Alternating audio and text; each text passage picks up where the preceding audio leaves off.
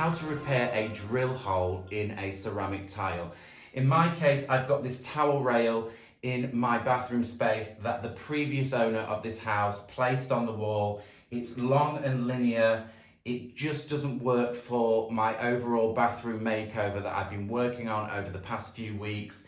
We also have a couple of steps in this bathroom which I'm sat on, so the floor raises up, and this looks kind of quite low to the floor. The towel nearly hits the step. It just doesn't work visually. But of course, if I remove this towel rail, I'm going to be left with two holes in the center of two ceramic tiles. So I'm going to take you through my way of disguising those holes so that you will never notice them when we replace for this beautiful towel hoop, which is going to go a little higher up on the wall. So let's start by removing the previous towel rail.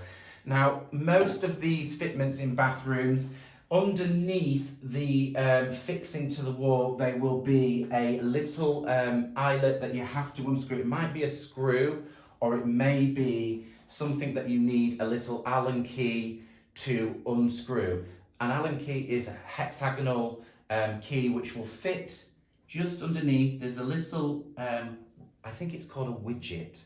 So you need to unloosen the widget underneath the fitment. Yeah, that's loose. I'm going to take our time, excuse the back of the head. We'll take a few passes just to unscrew. There you go. Yep, so that loosens.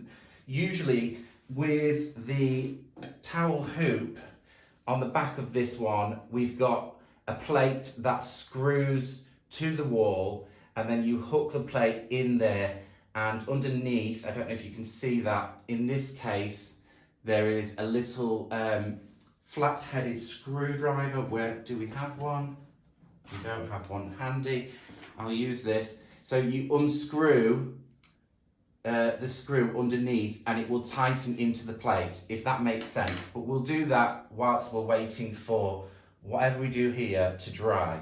So hopefully I've released, let's move the towel. Yeah, there you go. So you can see that little widget would grip into that beveled edge. So that's now off the wall. We now have to move them out of the way. We now have screws located in the wall, so I'll have to remove those two screws to see what we have underneath the fixing.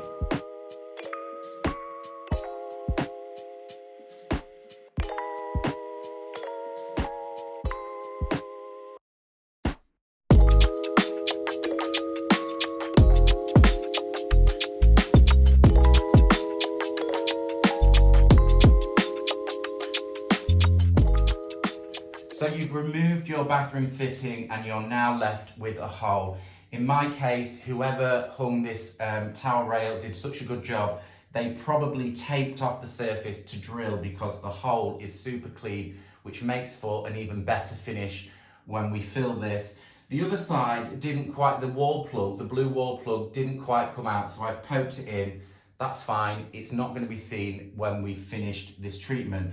So what are you going to need to fill? So I would suggest a high performance filler, something that is a two-part filler. In America you have, I think you have Bondo. We have, I'm going to be using what I use for my furniture, and it's a wood filler. It's a high performance two-part filler, which means it has another product that you mix and it dries pretty quick. Within 5 minutes this will have hardened, ready for me to finish off the project. If you don't have that, you could use another filler that dries much slower, but you'll probably have to leave it overnight. But I find that these kind of go a little bit resiny.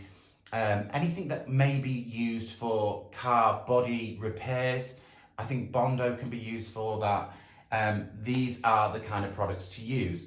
But of course, you may have, like me, a coloured tile. And in this case, this is kind of like a sandstony, mottled effect, which is pretty good for hiding because it's a kind of a little spot on the tile. but you are going to have to mix into your product some colour.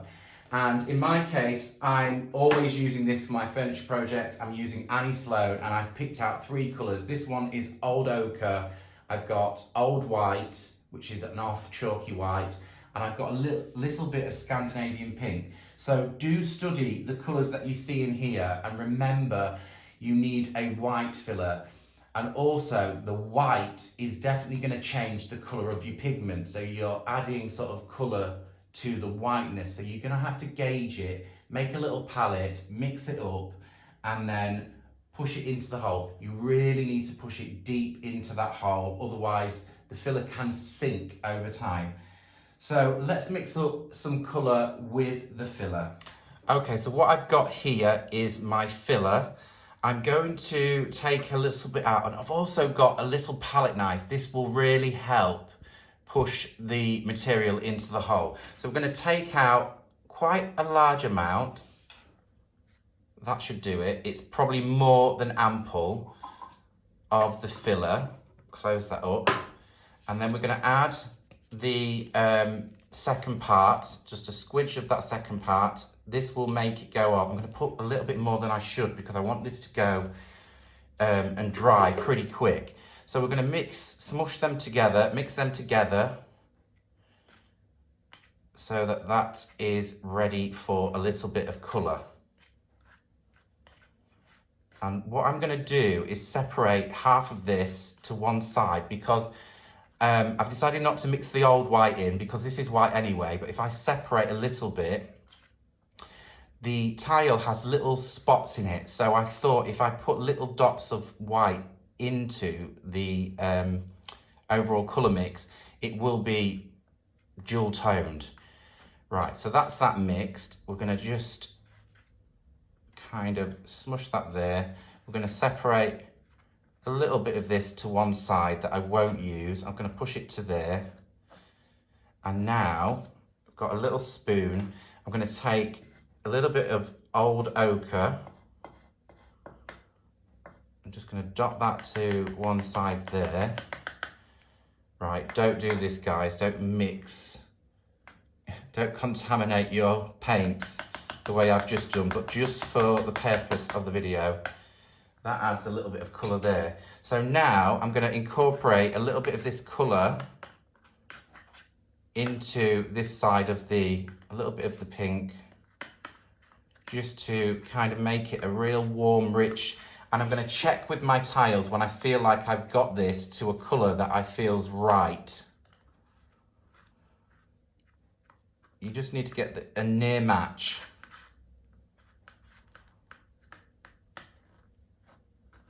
That's pretty good. I will take it over to my tile in a minute just to make sure the colour match is pretty good. I'm just going to pop a little bit over to the wall so I can see that colour match.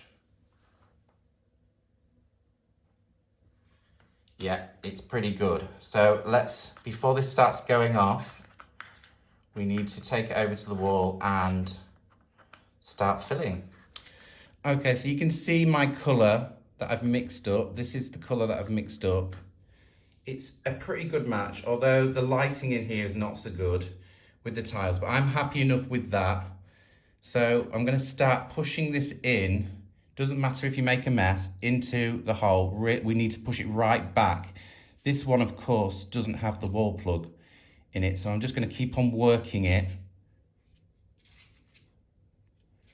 into the tile hole. Push, push, push. Needs to go deep inside that hole.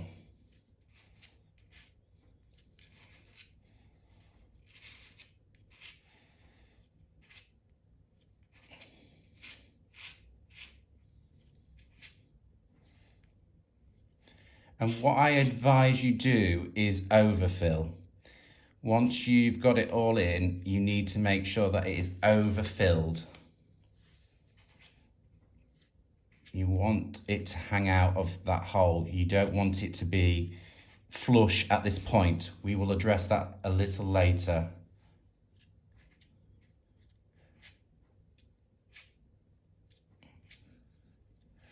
I'm going to clean up some of this. A little bit too much there. Clean up some of the sides. Right, the little bit of white filler that I've got to one side, this side, I've got a little bit of white, so I'm just gonna take little tickles of that white and I'm just gonna push it into the odd little side of this. I know it looks really strange, but it will give me a colour variant on the overall fill of this hole. I don't want to smush it all together so it all blends, but just so I might even poke like that, so that some of that white goes into one side of that hole. Now I'm going to leave it as overfilled as that. You shouldn't be able to see any of the edges of the hole, so you really want it to be that overfilled. You can go back if you want to, a little less work, you can go around the edge and just with your palette knife just remove any of the, where you've got it excess hanging over, like so, and then we're going to leave that to harden whilst I move on to the other hole.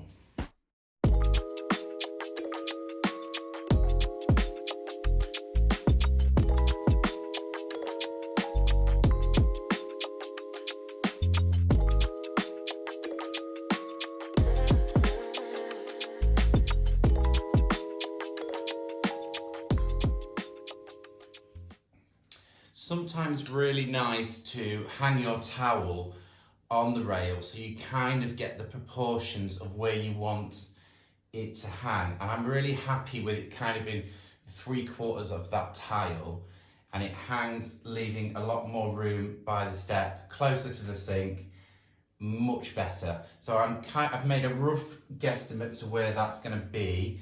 I've got the fitment that will be screwed to the wall, so that's how it's going to be screwed to the wall, upright. I'm going to apply some tape to get a nice clean hole for the drilling process. So we're going to go there, push that down firmly, and then we're going to line up. I just want to go back and check that one more time. Yeah, it's kind of good there. So I'm happy with where that's going to be placed now, and I'm just going to make 2 holes.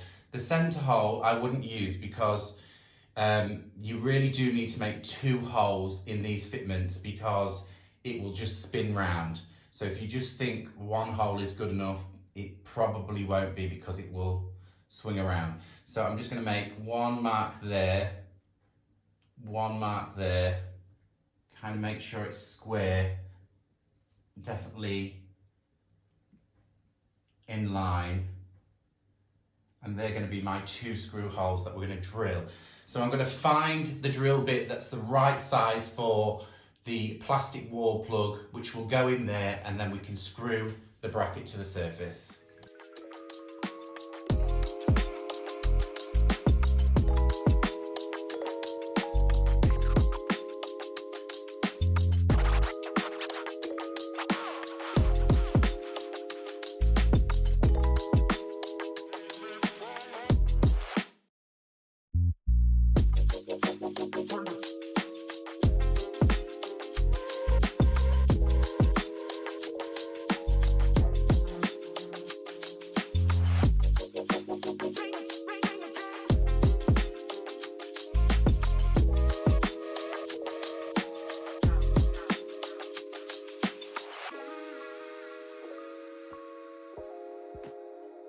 Okay, so your filler has now hardened, ready to remove the excess. And how we're going to do that, we're going to be using a blade from an X-Acto blade.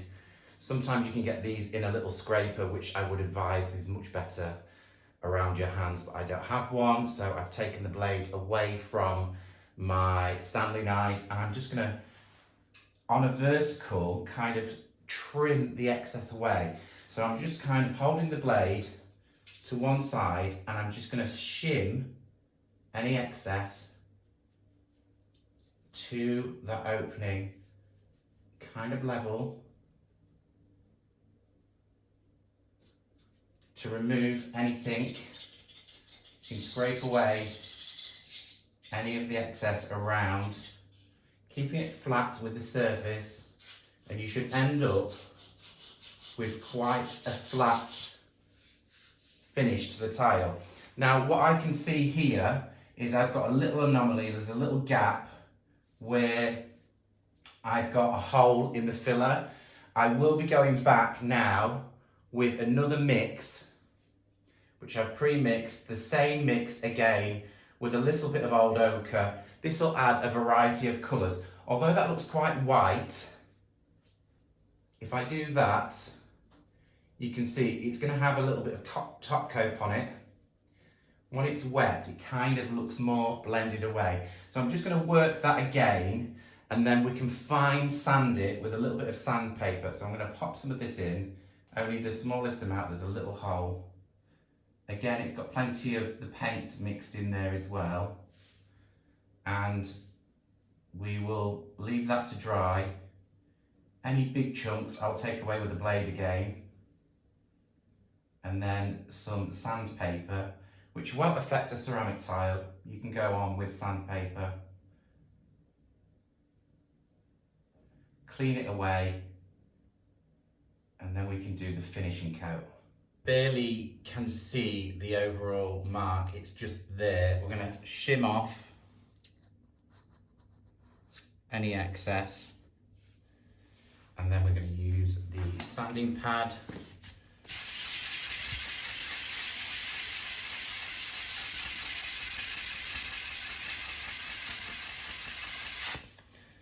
to blend that into the tile.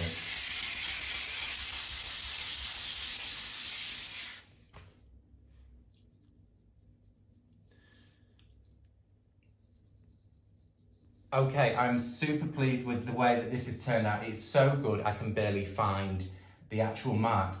This tile had a little lighter ring round where the first pass of filler, and then a little bit darker in the centre, which I think really works well with the mottly finish. It really does kind of blend in well. Should you have a tile that is a solid colour and maybe a darker tile, what I would advise is probably not to mix any paint into, or maybe just mix a little bit of dark paint into your filler to get a good base coat. But at this stage, when you're just about finished, I would go in with a small paintbrush, match up the colour and just tickle the colour into the surface of the tiles, especially if it's dark, because you will not build up the amount of pigment in your mix in the first instance. But most bathroom tiles are usually quite light, white or pale, sandstony. So all that's left to do at this stage is give, it is waterproof, it'll be fine as is, but sometimes in the light you may look sideways, and because the filler's kind of matte, you might get a glimmer of where that is. So you can give it a top coat. In my case, these are a satiny finished tile, like an eggshell. You could use a matte lacquer or a gloss lacquer, but in this case, I'm going to be using something that I use in my furniture painting world, Posh Chalk Pigment Infuser. It's a great top coat, which can go on exteriors. So you could paint a piece of furniture and top coat it for exterior use, and I thought it'd be really good for this project, especially around the sink. There's a few splashes that might happen. Now I've got to find where they are, because I cannot see them. They're so blended away. I'm going to have to look in the light. There it is, sort of central to the tile. I'm going to go in with a little dash of this as a top coat. Where are you? Keep on losing it, it's really good. On there. Just tickle it in. It doesn't take a lot, it's just to put a little bit of a eggshelly sheen to it. Blend away. Right, find the other one. It's somewhere on this plane. Yeah, there it is.